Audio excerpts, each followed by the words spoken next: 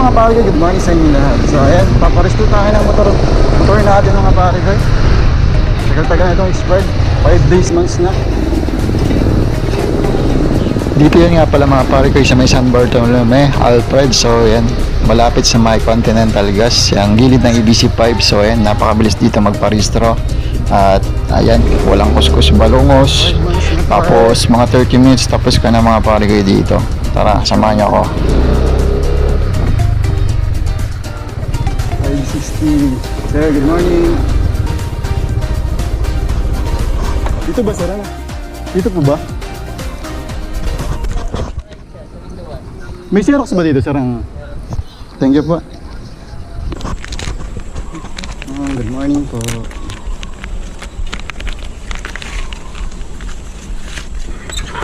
Ma'am, wala pa po ang Xerox, ma'am? Dito na lang po. Sige po. Ito po, ma'am.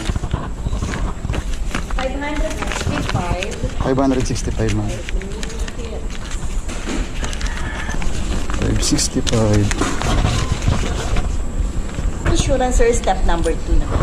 Ay, sa ano po? Ano na po yun, ma'am, ano?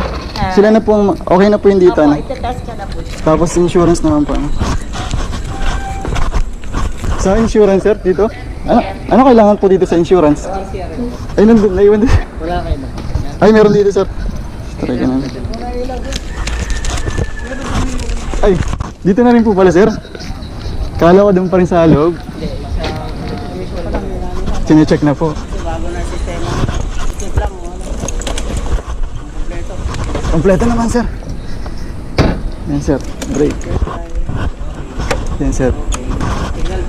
Yan, sir. Kano lang po. Ay, hazard pa. Gusto yun na, sir. Yan. Ay, guys, sir. Kailangan naka-under eh. Yan, sir. Ayan lang. Tapos dito, sir, ano? Thank you po. Insurance, ma'am.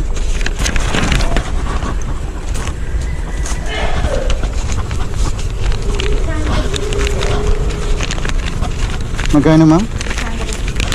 650. Ito po, ma'am.